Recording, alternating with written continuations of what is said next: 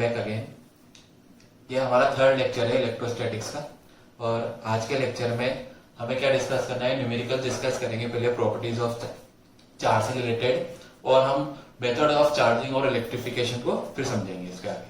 तो पहले हम थोड़े बहुत न्यूमेरिकल्स करते हैं। बेसिकली अभी जो न्यूमेरिकल हम कर रहे हैं अपने पास, वो quantization Q is equal two plus minus NE, इससे रिलेटेड न्यूमेरिकल्स हैं जो क्वांटाइजेशन ऑफ चार्ज से रिलेटेड है। अगर हमें कोई न्यूमेरिकल करना है क्वांटाइजेशन चार्ज में, तो हमने बेसिक एक फॉर्मूला पढ़ा है, और वो फॉर्मूला क्या है हमारे पास कि किसी भी बॉडी पर टोटल चार्ज इसके इक्वल होता है अपने पास plus minus N into E। N तो किसको रिप्रेजेंट करता है अपने पास, नंबर ऑफ इलेक्ट्रॉन ट्रांसफर्ड को, ठीक। और E क्या होता है अपने पास, चार्ज ऑफ वन इलेक्ट्रॉन, और इसकी वैल्यू क्या होती है हमारे पास, E इज इक्वल टू होता है 1.6 इंटू 10⁻⁻19 कूलम। प्लस और माइनस का यूज कैसे करते हैं, अगर कोई बॉडी इलेक्ट्रॉन को लूज करती है अपने पास, तो उस पर तो पॉजिटिव चार्ज क्रिएट होगा। अगर कोई बॉडी इलेक्ट्रॉन को गेन करेगी हमारे पास, तो उस पर क्या क्रिएट होगा, नेगेटिव चार्ज। तो ऐसा कह सकते हैं प्लस जो है अपने पास वो तो आ जाएगा due to deficiency of electron, और माइनस जो आएगा अपने पास वो कब क्रिएट हो जाएगा, due to excess of electron, ठीक। अब इससे बेस्ड न्यूमेरिकल हम करें अगर अपने पास, तो जैसे फर्स्ट क्वेश्चन आपके बोर्ड पे लिखा हुआ अपने पास कि which of the following charge is possible on the object, कि ऑब्जेक्ट पे कौन सा चार्ज पॉसिबल है। इन चार ऑप्शंस दे रखे हैं आपको, मान लीजिए चार ऑप्शन की जगह चार क्वेश्चन ही होते तो भी एक ही बात है अपने पास। तो फर्स्ट वाला अपन चेक करें कि 1.6 इंटू 10⁻⁻18 कूलम गिवन है। अब बॉडी पे कौन सा चार्ज पॉसिबल है, इसका पता कैसे लगाएंगे, तो ये भी वो वैसी बात है क्वांटाइजेशन में हमने पढ़ा है कि क्वांटाइजेशन में हमने पढ़ा कि जब भी किसी बॉडी पर चार्ज होगा तो फ्रैक्शन के टर्म्स में नहीं हो सकता चार्ज, कि 2/3 चार्ज हो जाए, ऐसा पॉसिबल नहीं है अपने पास। 1/3 चार्ज हो जाए, ऐसा ये भी पॉसिबल नहीं है अपने पास। तो इसका मतलब क्या अपने पास कि जो चार्ज पॉसिबल है किसी वैल्यू मिनिमम से मिनिमम कितना पॉसिबल होता है, जिसको E बोलते हैं। तो E के रिलेशन में अगर चार्ज है तो E 2E 3E 4E ऐसे हमेशा किस मल्टीपल में होगा, इंटीग्रल मल्टीपल की फॉर्म में, ठीक। जैसे पहले वाले ऑप्शन में अगर चेक करें, ए वाले ऑप्शन में हमें क्या दे रखा है, आपको जो वैल्यू गिवन है वो गिवन है 1.6 इंटू 10⁻⁻18 कूलम। तो बेसिकली क्या गिवन है अपन को, ये Q गिवन है। अब Q अगर अपन को गिवन है तो यहाँ से N की वैल्यू फाइंड करें अपन, तो N की वैल्यू क्या आएगी यहाँ पे आपके पास, वो आ जाएगी Q डिवाइड बाय E। इसका मतलब 1.6 इंटू 10⁻⁻18 डिवाइड बाय 1.6 इंटू 10⁻⁻19। तो हमने इनका रेशियो निकाला, कैंसिल हो गया अपने पास, और टोटल आंसर कितना है आपके पास, 10। अभी जो 10 आया अपने पास, ये फ्रैक्शन के टर्म्स में पॉसिबल है क्या अपने पास, तो इसका मतलब क्या है, ये जो 10 है अपने पास ये फ्रैक्शन में नहीं, ये तो कैसा है, इंटीग्रल मल्टीपल। इसका मतलब ये वाला जो चार्ज है स्टार्टिंग वाला, ये क्या अपने पास पॉसिबल है बॉडी पर, ठीक। फिर ऑप्शन बी चेक करें अगर अपने पास, बी वाले ऑप्शन में क्या अपने पास, वापिस चेक करें तो 3.2 इंटू 10⁻⁻15 कूलम ये गिवन है आपको, ठीक। वापिस ये फॉर्मूला यूज कर रहे हैं, तो N इज इक्वल टू आ गया आपके पास 3.2 इंटू 10⁻⁻15 डिवाइड बाय कितना आएगा, 1.6 इंटू 10⁻⁻19। इसको सॉल्व करेंगे तो आंसर कितना आ रहा है अपने पास, 2 इंटू 10⁻, सॉल्व करेंगे 19 माइनस 15, टोटल कितना आ जाएगा अपने पास 4। तो 2 इंटू 10⁻4 इलेक्ट्रॉन्स। अब ये भी ऑब्वियसली बात है फ्रैक्शन के टर्म्स में नहीं है, तो ये वाला चार्ज भी बॉडी पर क्या है अपने पास, पॉसिबल है अपने पास। सी ऑप्शन अगर चेक करें अपने पास, सी वाले में क्या गिवन है अपन को, 6.4 इंटू 10⁻⁻20, 6.4 इंटू 10⁻⁻20 कूलम ये गिवन है आपको। वापिस इसी टाइम में निकालेंगे तो N इज इक्वल टू आएगा आपके पास 6.4 इंटू 10⁻⁻20 डिवाइड बाय कितना जाएगा यहाँ पे 1.6 इंटू 10⁻⁻19। सॉल्व करें इसको तो कितना आंसर आ रहा है, 16 से कितने टाइम्स अपने पास 4, तो 4 और ये पावर में कितनी बचेगी 10⁻⁻1। या इसको अपन ऐसे लिखते हैं N इज इक्वल टू आ गया 0.4, और पॉइंट में आने का मतलब ये जो क्वांटिटी है ये लेस देन कैसी आ गई अपने पास 1, या फ्रैक्शन में आ गई अपने पास ही। और जब ये फ्रैक्शन में आ रही है अपने पास, इसका मतलब क्या है कि ये चार्ज बॉडी पर पॉसिबल नहीं है। जैसे डी वाला ऑप्शन अगर चेक करें लास्ट में अपने पास, तो डी वाले में क्या अपने पास 6.4 इंटू 10⁻⁻19 कूलम ये दे रखा है आपको। तो Q is equal to 6.4 into 10⁻⁻19 divide by कितना जाएगा अपने पास 1.6 इंटू 10⁻⁻19, कितने टाइम्स 4 टाइम्स, तो कितना आ गया आंसर अपने पास 4। ये भी कैसा अपने पास फ्रैक्शन में नहीं आ रहा मतलब ये वाला चार्ज भी क्या है बॉडी पर पॉसिबल है। तो इसका मतलब कौन सा चार्ज बॉडी पर पॉसिबल है, कौन सा चार्ज बॉडी पर पॉसिबल नहीं है अपने पास, ये कौन डिसाइड करेगा अपने पास, क्वांटाइजेशन ऑफ चार्ज। अगर किसके टर्म्स में अपने पास फ्रैक्शन के टर्म्स में मिल गया तो वो चार्ज बॉडी पर पॉसिबल नहीं होगा। ठीक, इसको ध्यान रखते हुए काम करेंगे अपने पास। तो इस तरह के न्यूमेरिक आ जाए कौन सा पॉसिबल है कौन सा पॉसिबल नहीं है, तो उनको ध्यान रखना है अपने पास। ठीक, फिर नेक्स्ट जो क्वेश्चन है अपने पास उसमें क्या करना है आपके पास, ये जो नेक्स्ट वाला क्वेश्चन है, नेक्स्ट वाले क्वेश्चन में अपन क्या दे रखा है, अगर ध्यान से देखें अपन, calculate the total charge carried by 12.5 into 10 to the power 8 electron. तो बिल्कुल ये भी सिंपल सा एक क्वेश्चन है।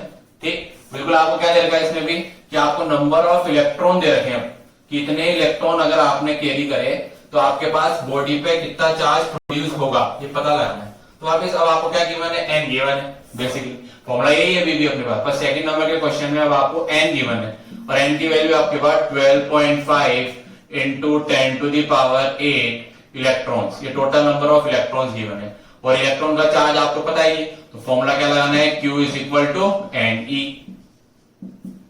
एन की वैल्यू आपको गिवन है 12.5 into 10 to the power 8 electron, multiply किससे करना है आपके पास 1.6 into 10 raised to the power minus 19।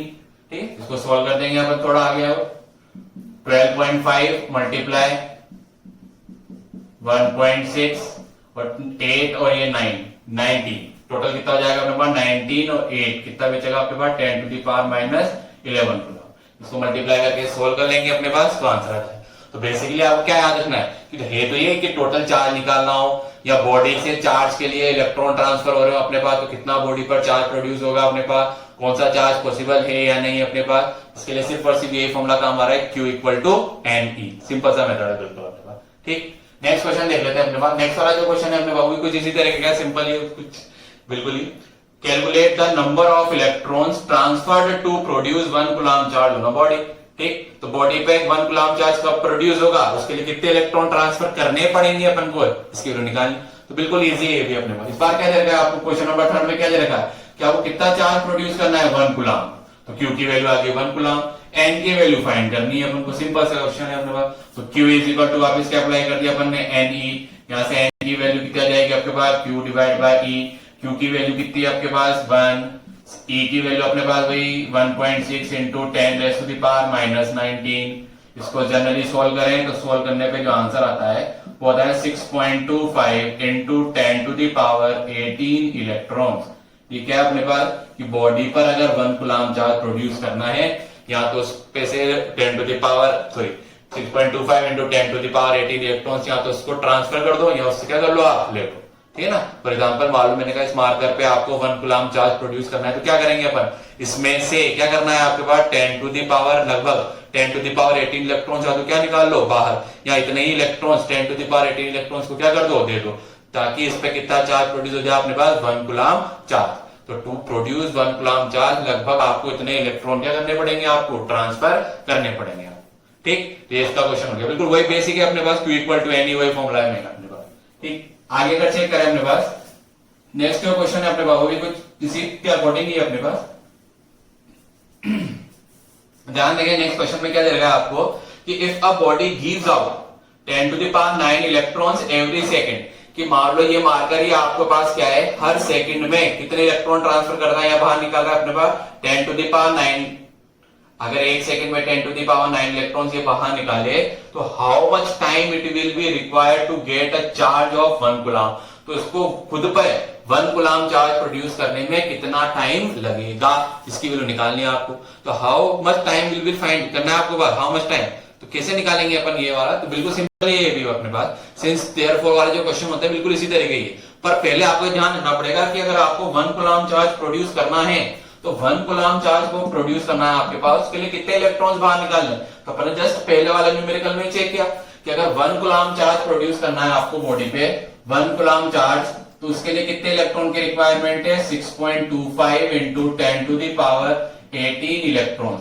कितने इलेक्ट्रॉन चाहिए आपको, अगर कितना कूलम चार्ज प्रोड्यूस करना है 1 कूलम। ठीक, तो अपन बिल्कुल सिंपल मेथड अपनाएंगे, कैसे कि अपन ने क्या देखा 10 to the power 9 इलेक्ट्रॉन जो अपने पास वो कितने टाइम में बाहर निकलते हैं 1 सेकंड में। तो अपन ऐसा ले सकते हैं 10 to the power 9 इलेक्ट्रॉन्स जो अपने पास वो इमिट्स, कितने टाइम में इमिट्स होंगे अपने पास 10⁹ इलेक्ट्रॉन्स कितने टाइम में इमिट हो रहे हैं अपने पास 1 सेकंड में। ऑब्वियसली बात है 1 इलेक्ट्रॉन कितने टाइम में इमिट हो जाएंगे अपने पास 1 डिवाइड बाय 10⁹ सेकंड।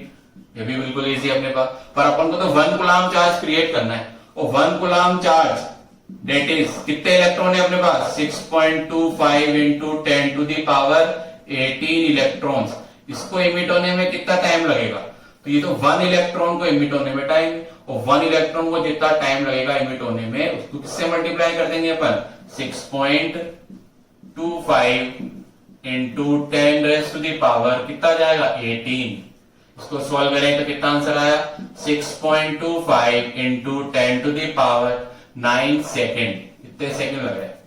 इसका मतलब हमने क्या देखा कि अगर एक कूलम्ब चार्ज मतलब इतने इलेक्ट्रॉन जो आपके पास, उसको आपको क्या करना है क्रिएट करना है या इमिट करना है किसी बॉडी से, तो उसको कितना टाइम लगेगा पूरा 6.25 इंटू 10⁹ इलेक्ट्रॉन्स। तो इतने टाइम सेकेंड लगेंगे उसको क्या करने में इमिट होने में। ठीक, तो ये टाइम को अगर फील की टर्म्स में करेगा, हमको फील करना है टाइम है कितना सेकंड में, तो अपन इसे इजीली कर नहीं पा रहे। तो मान लो इसको मैं ईयर्स में कन्वर्ट करूं, तो ईयर्स में कैसे कन्वर्ट करेंगे 6.25 इंटू 10⁹ ईयर्स में कन्वर्ट करना है। 1 ईयर में कितने डेज होते हैं अपने पास 365। ठीक, फिर 1 डे में कितने आवर्स होते हैं अपने पास 24। फिर 24 आवर्स से अपने पास, तो आर को सेकंड में कन्वर्ट करें तो 3600। तो अपन क्या करें इस सेकंड को पूरे को किस में कन्वर्ट कर दिया अपन ने ये ईयर में। अब इसको अगर कैलकुलेट करें तो इसको कैलकुलेट करने पे जो आंसर आता है वो लगभग आता है 198.18 ईयर्स। और ऐसा माने तो लगभग कितने साल हो गए अपने पास 200 साल ही हो गए। थोड़ा बहुत ऊपर नीचे कर दो तो लगभग कितने साल हो गए अपने पास 200 साल। इसका मतलब क्या है कि अगर इस ये मार्कर जो है मान लो आपके पास हर सेकेंड 10⁹ इलेक्ट्रॉन्स इमिट कर रहा है, खुद में से बाहर निकलता आ रहा है, तब भी इसको खुद पे 1 कूलम्ब चार्ज प्रोड्यूस करने के लिए कितना टाइम लगेगा, लगभग 200 साल लग जाएंगे। अब ये पॉसिबल है कि अपने पास पॉसिबल नहीं है। इसका मतलब क्या हुआ आपके पास कि जो 200 इयर्स लग रहे हैं बेसिकली 1 कूलम्ब चार्ज प्रोड्यूस करने में, कब जब इतने इलेक्ट्रॉन्स हर सेकंड निकालता है अपने पास। इसका मतलब ये जो 1 कूलम्ब यूनिट है अपने पास, ये बहुत बिग यूनिट है अपने पास किसकी चार्ज की। तो 1 कूलम्ब जो है बेसिकली अपने पास वो चार्ज की बहुत बड़ी यूनिट है। इतने चार्ज जो मतलब इतना अगर अमाउंट आपको चाहिए किसी बॉडी पर, तो आपको देखो कितना साल लग रहा है अपने पास 200 साल। तो ये तो पॉसिबल नहीं है अपने पास। इसलिए हमेशा किसी भी बॉडी पर जो चार्ज मिलेगा आपको या न्यूमेरिकल में भी चार्जेस आएंगे आपके पास, तो कूलम्ब में ज्यादा नहीं आएंगे आपके पास। आपके पास किस में होते हैं वो चार्जेस सारे माइक्रो में, नैनो में, पीको में। ठीक है ना, तो ये जो चार्जेस की यूनिट है अपने पास, नैनो मतलब 10⁻⁻9 कूलम्ब, पीको मतलब 10⁻12, माइक्रो मतलब 10⁻6 कूलम्ब। तो इतने आपके पास माइक्रो कूलम्ब, नैनो कूलम्ब, इनमें यूनिट्स मिलेगी आपको हमेशा, क्योंकि चार्ज का जो स्टोरेज हो रहा है बेसिकली अपने पास, या चार्ज किसी बॉडी पर अगर डेवलप हो रहा है अपने पास, तो हमेशा इसी टर्म्स में होगा, मतलब इसी यूनिट सिस्टम के अकॉर्डिंग होगा, माइक्रो नैनो इनके अकॉर्डिंग। ठीक, तो ये किसके लिए ये न्यूमेरिकल बेसिकली ये डिफाइन कर रहा है आपके पास कि 1 कूलम्ब चार्ज जो है वो बहुत बिग यूनिट है अपने पास, छोटी मोटी यूनिट नहीं है किसी तरीके से। ठीक, ऐसे एक नेक्स्ट क्वेश्चन हम चेक करें, how much positive and negative charge is there in a cup of water, in a cup of water जो अपने पास अगर एक कप पानी ले लें अपन, तो उसमें कितना पॉजिटिव चार्ज होगा और कितना नेगेटिव चार्ज होगा, ये डिफाइन करना है आपके पास। ठीक, एक कप पानी अगर ले रहे हैं अपने पास, तो उसमें लगभग 250 ग्राम ऑफ क्या होना चाहिए अपने पास वाटर, जैसे कह सकते हैं 250 सीसी। ठीक है ना, मतलब क्यूबिक सेंटीमीटर क्या अपने पास वाटर, दोनों का मीनिंग सेम ही है अपने पास वाटर के रिस्पेक्ट में। वाटर के इसमें 250 ग्राम बोले अपन या 250 सीसी बोले, दोनों का मीनिंग कैसा अपने पास सेम ही है अपने पास। ठीक, तो अब क्या निकालना है कि अगर अपन एक कप पानी ले, तो उस एक कप पानी में 250 ग्राम ऑफ वाटर अगर अपने पास है अपने पास, तो उसमें कितना चार्ज कैसा होगा पॉजिटिव और कितना चार्ज कैसा होगा अपने पास नेगेटिव। ठीक है ना, इसकी वैल्यू अपन को फाइंड करनी है। अगर एक कप पानी अपन को लेके काम करना है अपने पास, तो अपन ऐसा देख सकते हैं कि वाटर जो H2O बेसिकली जो अपने पास H2 जो ले रहे हैं अपने पास बेसिकली इनिशियली, तो क्या अपने पास कोई भी H2O इलेक्ट्रिकली कैसा है अपने पास बेसिकली तो न्यूट्रल, पर खुद H2 अगर इलेक्ट्रिकली न्यूट्रल है अपने पास, पर उसके अंदर इलेक्ट्रॉन तो है, उसके अंदर क्या है प्रोटॉन्स भी है, तो टोटल नंबर ऑफ प्रोटॉन्स जो होंगे उनका चार्ज तो कैसा हो जाएगा टोटल पॉजिटिव चार्ज, और टोटल नंबर ऑफ इलेक्ट्रॉन जो होंगे अपने पास उनका जो चार्ज आएगा वो कैसा हो जाएगा टोटल नेगेटिव चार्ज। तो इसका मतलब क्या है, टोटल पॉजिटिव चार्ज और total negative charge due two electrons और ड्यू टू प्रोटॉन्स क्रिएट हो रहा है आपके पास। ठीक है, तो दोनों की क्वांटिटी तो कैसी होनी चाहिए अपने पास, सेम। जितने इलेक्ट्रॉन होंगे उतने क्या होंगे अपने पास, प्रोटॉन। तो बेसिकली अपन क्या निकालना है, टोटल पॉजिटिव चार्ज जो आएगा वही टोटल नेगेटिव चार्ज की कैसा हो जाएगा, इक्वल। तो हम कोई सा भी पहले एक निकाल लेते हैं और जो आंसर आएगा उसी को क्या कर देंगे, प्लस में लिख देंगे, तो ड्यू टू प्रोटॉन्स हो जाएगा वो अपने पास, मतलब टोटल पॉजिटिव चार्ज। और अगर नेगेटिव में लिख देंगे अपने पास तो टोटल नंबर ऑफ क्या हो जाएगा, टोटल चार्ज किसकी वजह से हो जाएगा, इलेक्ट्रॉन की वजह से, या टोटल नेगेटिव चार्ज हो जाएगा वो अपने पास। ठीक, अब इसको करने के लिए पहले थोड़ा बहुत अपन एक बात मैं बता रहा हूं आपके पास कि हमेशा कोई भी सब्सटेंस लेते हैं अगर, या कोई भी मटेरियल आपने, उसके हमेशा m0 ग्राम जो भी लेंगे अपने पास, उस m0 ग्राम में हमेशा Na एवोगैड्रो नंबर के इक्वल होते हैं, या उसको अपन 1 मोल भी कह सकते हैं। किसके इक्वल होता है वो अपने पास, 1 मोल। तो m0 gram of any substance is equal, कितने एटम्स या मोलिक्यूल्स कंटेन करेगा वो, Na। ठीक है ना, 6.023 into 10 to the power 23 molecules, या जो भी एटम लेंगे अपन। फिर मोल 1 मोल के इक्वल होगा। तो ये छोटा सा रिलेशन है जो आपको याद रखना है। ठीक है, कि Na gram equal to Na number is equal to 1 mole. अभी हम किसकी बात कर रहे हैं, जैसे वाटर, तो वाटर का मोलिकुलर वेट जो है अपने पास, MH2O जो है अपने पास, वो कितना होता है अपने पास, MH2O की वैल्यू निकालें अगर अपने पास, तो हाइड्रोजन जो है अपने पास, ठीक है ना, ऐसे टोटल निकालते हैं, हाइड्रोजन कितने हैं अपने पास टोटल 2। तो हाइड्रोजन का पहले अगर वेट देखें अपने पास तो कितना है, H2, तो इसका तो कितना हो गया अपने पास 2, ठीक है ना, 2 है ना ये। फिर O कितना है अपने पास, O का कितना होता है अपने पास 16, टोटल कितना हो जाएगा 2, और ये कितना हो गया अपने पास 16, टोटल मोलिकुलर वेट कितना हो गया अपने पास H2O का 18।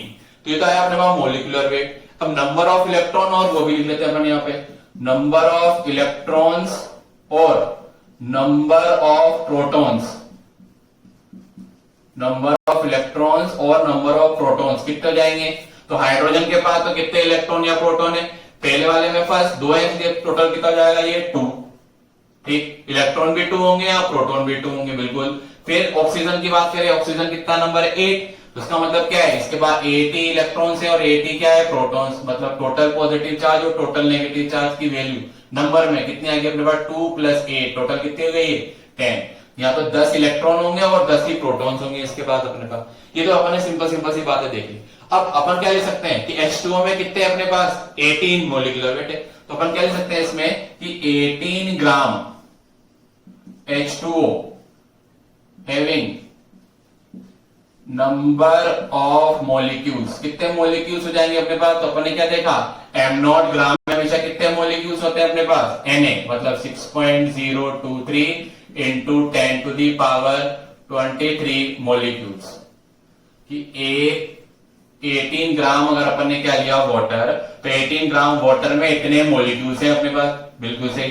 फिर 1 ग्राम H2O लेंगे अगर, तो कितने मॉलिक्यूल्स हो जाएंगे, 6.023 into 10 to the power 23 divide by क्या कर देंगे 18, इतने मॉलिक्यूल्स हो जाएंगे अपने पास। फिर ये तो 1 ग्राम में आया, पर अपन तो कितने ग्राम की बने अभी यहाँ पर 250 ग्राम, तो 250 ग्राम H2O इसके पास कितने हो जाएंगे अपने पास, 6.023 into 10 to the power 23 divide by 18, किससे मल्टीप्लाई कर देंगे 250 से। इतने नंबर ऑफ मॉलिक्यूल्स प्रेजेंट है अपने पास अभी किसके अंदर, 250 ग्राम ऑफ वाटर।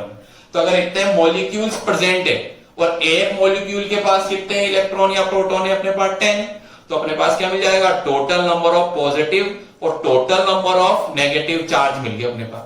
तो क्या मिल सकता है अपने पास, टोटल नंबर ऑफ पॉजिटिव और total number of negative charge,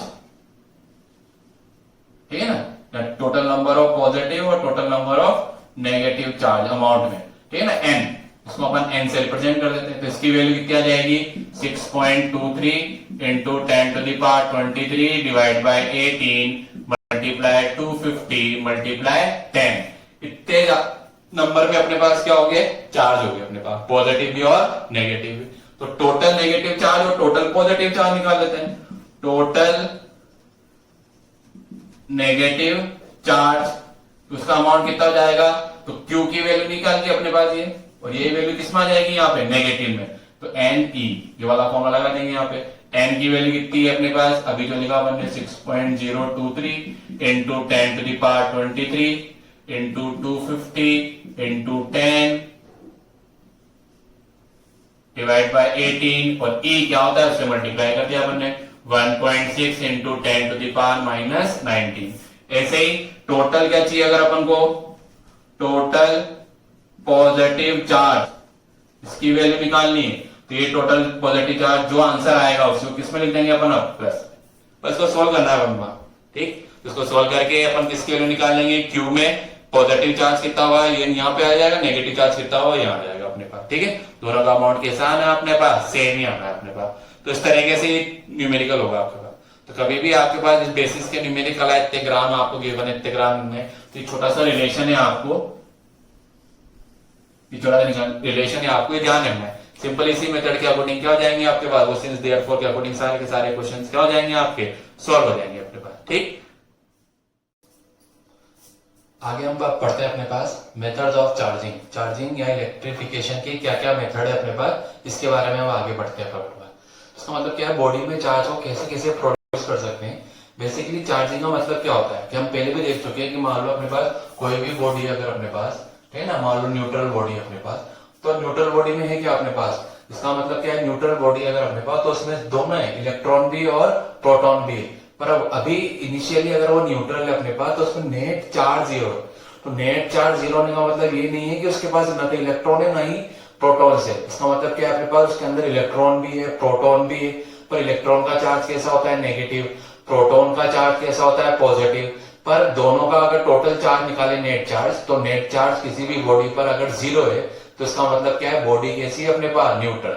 तो चार्ज जीरो होना अलग चीज है और नेट चार्ज जीरो होना क्या है अपने पास, अलग चीज है। तो बॉडी अगर न्यूट्रल है इसका मतलब है उस पर नेट चार्ज जीरो है, न कि क्या है उस पर चार्ज जीरो है आपके पास, इस बात का ध्यान रखना है। तो अगर कोई भी बॉडी न्यूट्रल है इसका मतलब नेट चार्ज कितना है उसके पास अपने पास, जीरो।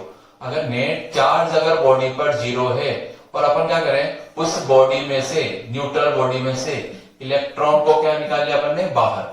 तो इलेक्ट्रॉन बाहर निकालते क्या हो जाएगा, उसमें डेफिशिएंसी हो जाएगी क्रिएट किसकी, इलेक्ट्रॉन्स की। इस वजह से due to deficiency of electron उसमें क्या क्रिएट हो सकता है, पॉजिटिव चार्ज। या उसको इलेक्ट्रॉन अपन ने क्या कर दिया, सप्लाई कर दिया, इलेक्ट्रॉन दे दें, तो इलेक्ट्रॉन देते ही क्या हो जाएगा, उस पे एक्सेस ऑफ प्रोटॉन इलेक्ट्रॉन्स आ जाएंगे अपने पास। तो due to excess of electrons उसमें क्या क्रिएट हो जाएगा अपने पास, नेगेटिवली चार्ज। तो बॉडी जो है अपने पास, उस बॉडी में चार्जिंग तभी होगी जब उसमें से इलेक्ट्रॉन का क्या हो जाए अपने पास, ट्रांसफर, किसी न किसी भी मेथड से। तो इलेक्ट्रॉन को ट्रांसफर, यहाँ से बोले बॉडी को चार्ज करने के बहुत सारे मेथड है एक्चुअल में आपके पास। तो अगर किसी भी बॉडी पर चार्ज को प्रोड्यूस करना है तो उसके मेथड क्या है, जैसे फ्रिक्शन, फ्रिक्शन का यूज करके अपन बॉडी में चार्ज प्रोड्यूस कर सकते हैं। Conduction, induction, thermionic emission, photo electric effect, ये सब बहुत सारे मेथड्स है अपने पास जिनका यूज करके हम बॉडी में चार्ज का क्या कर सकते हैं, प्रोडक्शन। पर अभी अपन मेथड करेंगे चार्जिंग के अपने पास, तो अपने कोर्स में 3 मेथड्स है चार्जिंग की। एक तो आपके पास फ्रिक्शन, एक है कंडक्शन और एक है अपने पास इंडक्शन। तो तीनों को एक करके देखेंगे हम। पहले फ्रिक्शन चेक करेंगे कि फ्रिक्शन में क्या कैसे बॉडी की चार्जिंग होती है, फिर कंडक्शन में, उसके बाद इंडक्शन में। तो सबसे पहले हम आज चार्जिंग बाय फ्रिक्शन को समझें। तो चार्जिंग बाय फ्रिक्शन अगर हमें समझना है तो ऑब्वियसली बात है, करना क्या है आपके पास, कि अगर आपको समझना है तो ऑब्वियसली बात है इलेक्ट्रॉन को बाहर निकालना है। बॉडी में से इलेक्ट्रॉन को बाहर निकालना, तो एक मेथड है उसका फ्रिक्शन अपने पास, कि उसमें से फ्रिक्शन का यूज करके आपको क्या करना है, बॉडी में से किसको बाहर निकालना है अपने पास, इलेक्ट्रॉन्स को। तो बेसिकली फ्रिक्शन क्या है, बेसिकली फ्रिक्शन का मतलब है रबिंग। अगर दो बॉडीज को आपस में अपन रब करेंगे तो रब करते ही क्या हो जाएगा, आफ्टर रबिंग एक बॉडी पे तो क्या हो जाएगा अपने पास, पॉजिटिव चार्ज प्रोड्यूस होगा और दूसरी बॉडी पर क्या होगा अपने पास, नेगेटिव चार्ज प्रोड्यूस होगा। अब कौन सी बॉडी पे कैसा चार्ज प्रोड्यूस होगा नहीं होगा, इसके बारे में कैसे पता लगाए। तो देखो हमेशा क्या होता है, किस में से इलेक्ट्रॉन बाहर जाएगा, किस में इलेक्ट्रॉन गेन होगा, एक चीज बात पे डिपेंड करता है, उसको बोलते हैं work function. Basically work function है क्या अपने पास, वर्ड लिख रहा हूं अपने पास, वर्क फंक्शन। वर्क फंक्शन बिल्कुल वैसा ही जैसे केमिस्ट्री में आपने आयोनाइजेशन एनर्जी पढ़ी होगी अपने पास। जैसे आयोनाइजेशन एनर्जी या आयोनाइजेशन एंथैल्पी होती है केमिस्ट्री में, वैसे ही फिजिक्स में उसका नाम क्या अपने पास, वर्क फंक्शन। बेसिकली यही है अपने पास, इसको फाई से रिप्रेजेंट कर देते हैं अपन। अब बेसिकली वर्क फंक्शन है क्या, तो क्या होता है, कोई भी एटम है अगर अपने पास, तो एटम में क्या है, न्यूक्लियस, और न्यूक्लियस में क्या होता है अपने पास, न्यूट्रॉन और प्रोटॉन्स मिलते हैं। प्रोटॉन्स के साथ चार्ज है अपने पास पॉजिटिवली चार्ज, और उसके अराउंड डिफरेंट डिफरेंट ऑर्बिट्स में इलेक्ट्रॉन रिवॉल्व करते रहते हैं। तो जो भी अपने पास कोई भी सॉलिड सब्सटेंस लिया हमने अगर, तो उस सॉलिड सब्सटेंस में जो आउटर मोस्ट इलेक्ट्रॉन है, वो आउटर मोस्ट इलेक्ट्रॉन क्या है, न्यूक्लियस से लूजली बाउंडेड, बाउंडेड तो है ऑब्वियसली बात है, पर अदर इलेक्ट्रॉन के रेस्पेक्ट में लूजली बाउंडेड है। तो उसको उस एटम से बाहर निकालना कैसा है आपके पास, आसान। तो उसको जितनी मिनिमम एनर्जी की रिक्वायरमेंट होगी, किसको, उस इलेक्ट्रॉन को उस एटम से क्या निकालने के लिए, बाहर, उसी को हम क्या बोलते हैं अपने पास, वर्क फंक्शन। तो ऐसा बोल सकते हैं डेफिनेशन के according, the minimum amount of energy required to emit out an electron from the surface, ठीक है ना, पर किस स्टेट में अपने पास, सॉलिड स्टेट में। तो सॉलिड स्टेट में अगर कोई भी सब्सटेंस है अपने पास या मटेरियल अपने पास, तो उसमें से आउटर मोस्ट इलेक्ट्रॉन को बाहर निकालने के लिए या सरफेस से इलेक्ट्रॉन को बाहर निकालने के लिए मिनिमम एनर्जी की जरूरत पड़ रही है आपके पास, उसी को क्या बोलेंगे अपन, वर्क फंक्शन। ठीक है, वर्क फंक्शन जो है बेसिकली अपने पास है तो एनर्जी, कितनी एनर्जी चाहिए आउटर मोस्ट इलेक्ट्रॉन या सरफेस से इलेक्ट्रॉन को बाहर निकालने के लिए, और वैसी बात है तो एनर्जी, जैसे बोल सकते हैं मिनिमम, शॉर्ट में लिख रहा हूं मैं अपने पास, minimum energy, minimum energy required to emit an electron from surface, short में लिख रहा हूं मैं भी। और एक्चुअल में क्या एनर्जी, और वैसी बात है, एनर्जी अगर है अपने पास तो एनर्जी की इसकी यूनिट पूछे ऐसा यूनिट, तो इसकी यूनिट क्या हो जाएगी अपने पास, जूल। ठीक है, और प्रैक्टिकल यूनिट जो होती है बेसिकली इसकी वो होती है इलेक्ट्रॉन वोल्ट, इलेक्ट्रॉन वोल्ट से रिप्रेजेंट करते हैं। आगे के चैप्टर्स में भी आएगा आपके पास ये, जहां ज्यादा यूजफुल है अपने पास। अभी सिर्फ आपको ये वर्ड ध्यान रखना है क्योंकि थोड़ा बहुत अपन को अभी इसमें काम आने वाला है। तो क्या अपने पास वर्क फंक्शन, जितनी मिनिमम एनर्जी आपको चाहिए किसी भी इलेक्ट्रॉन को सरफेस से बाहर निकालने के लिए, उसी को क्या बोल रहे हैं अपन, उसका work function.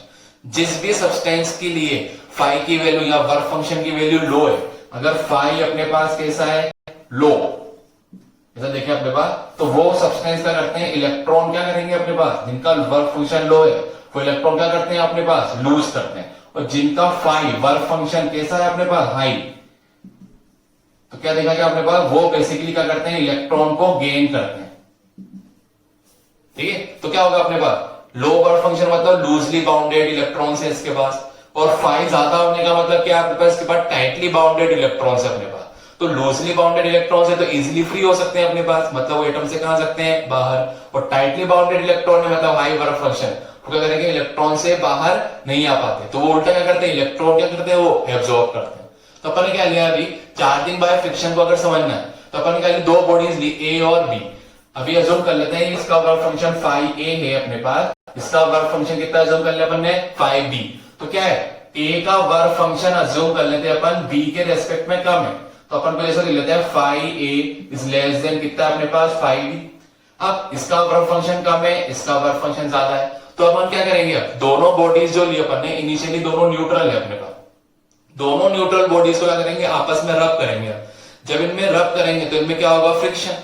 Due to friction यहाँ पर एनर्जी क्या होगी अपने पास, प्रोड्यूस। तो होगा क्या, वो जो एनर्जी प्रोड्यूस होगी तो लो वर्क फंक्शन वाला सब्सटेंस उस एनर्जी को गेन करेगा, और उसके इलेक्ट्रॉन उस एनर्जी को गेन करके उस सरफेस से कहां जाएंगे अपने पास, बाहर। कहां चले जाएंगे, बी के पास। क्यों, क्योंकि ए का वर्क फंक्शन कैसा है, कम, बी का वर्क फंक्शन कैसा है, ज्यादा। इसका मतलब ए के पास तो कैसे, लूजली बाउंडेड इलेक्ट्रॉन, तो ड्यू टू फ्रिक्शन एनर्जी जो प्रोड्यूस होगी आपके पास, उस एनर्जी को ए वाले इलेक्ट्रॉन्स क्या करेंगे अपने पास, एब्सॉर्ब करके उस सरफेस से कहा जाएंगे, बाहर। और किस में एंटर कर जाएंगे, बी में। जिससे क्या होगा, ए में तो इलेक्ट्रॉन की क्या होगी, deficiency. Due to deficiency of electron A तो कैसा चार्ज हो जाएगा आपके पास, पॉजिटिवली चार्ज। और बी में क्या हुआ आपके पास, कि जो बी वाला है आपके पास, बी वाले में क्या हुआ, इलेक्ट्रॉन गेन कर लिए, तो due to excess of electron इधर क्या क्रिएट हो जाएगा, बी में नेगेटिवली चार्ज। यह जो मेथड है आपके पास, इसी मेथड को अपन क्या बोल रहे हैं, चार्जिंग बाय फ्रिक्शन। तो चार्जिंग बाय फ्रिक्शन बेसिकली हुआ क्या, when two neutral bodies rubbed against each other then the charge develop on the both bodies. ठीक है ना, बट किस नेचर का अपने पास, अगर एक पे पॉजिटिव चार्ज क्रिएट हुआ तो दूसरे पे कैसा चार्ज क्रिएट हुआ आपके पास, नेगेटिव चार्ज। यही मेथड अपने पास क्या है, चार्जिंग बाय फ्रिक्शन। ठीक, अभी जो चार्जिंग बाय फ्रिक्शन है इसको एग्जांपल से देखें अगर, तो अपन क्या लेंगे, कोई ग्लास रॉड और सिल्क क्लॉथ ले, वो ग्लास रॉड को सिल्क क्लॉथ से रब करें तो होगा क्या, अपने पास जो ग्लास रॉड है उसमें से कुछ इलेक्ट्रॉन निकल के कहां चले जाएंगे, अपने पास सिल्क क्लॉथ में।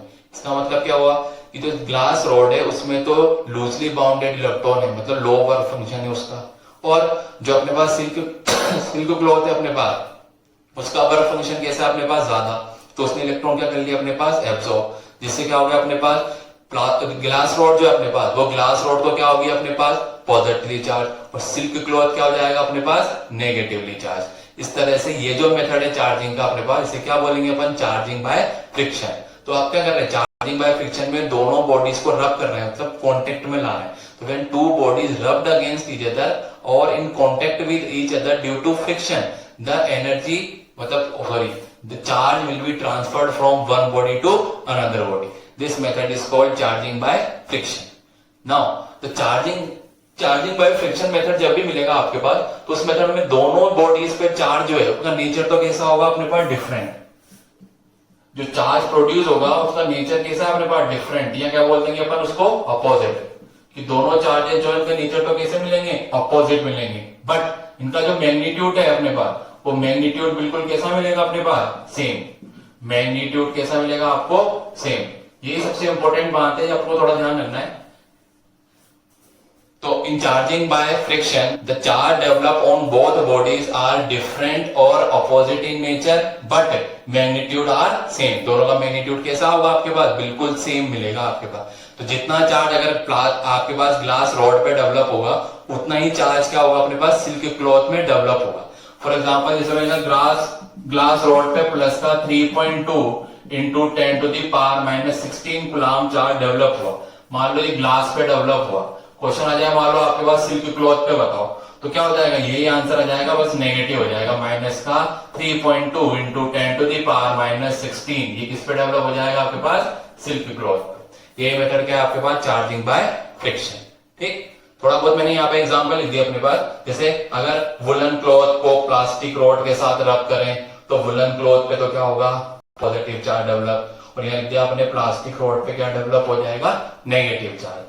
फिर ग्लास रॉड को अगर किसके साथ, सिल्क क्लॉथ के साथ करें तो अभी बताया जैसे मैंने, ग्लास पे तो कौन सा डेवलप हो रहा है, पॉजिटिव चार्ज, और सिल्क पे कौन सा डेवलप हो रहा है अपने पास, नेगेटिव चार्ज। फिर जैसे नीचे दो एग्जांपल और लिख रखे मैंने, तो ये क्या अपने पास, किसके साथ किसको रब करने पर चार्ज किस पे कैसा डेवलप होगा, ये हमेशा कौन डिसाइड करेगा, उनका वर्क फंक्शन। जिसका वर्क फंक्शन कम होगा वो तो इलेक्ट्रॉन इमिट करेगा, जिनका वर्क फंक्शन ज्यादा होगा वो इलेक्ट्रॉन गेन करेंगे।